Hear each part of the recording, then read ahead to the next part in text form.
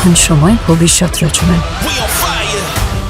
ঢাকাই সিনেমার সুপারস্টার আরিফিন শুভ এবার পা রাখলেন বলিউডে। 5টা ভিকটিম সুইসাইড করছে। কলকাতার নামকরা নির্মাতা সৌমিক সেন পরিচালিত ওয়েব সিরিজ জ্যাজ সিটিতে দেখা যাবে তাকে সেই পুরনো 70-এর দশকের রেট্রো ফ্লেভারে। 13ই সেপ্টেম্বর মুক্তি পাচ্ছে ওয়েব সিরিজ জ্যাজ সিটি ভারতের জনপ্রিয় ওটিটি প্ল্যাটফর্ম সোনি লিভে। সেখানে এক ঝলকেই নজর কেড়েছেন শুভ।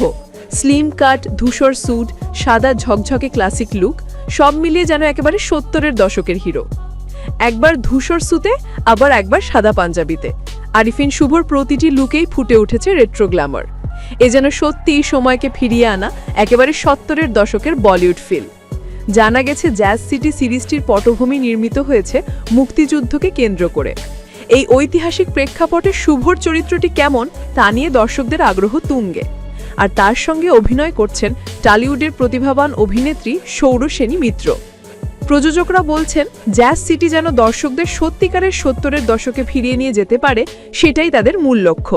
আর শুভর অভিনয় ও উপস্থিতি নিঃসন্দেহে সেই জার্নিকে আরও জীবন্ত করে তুলবে।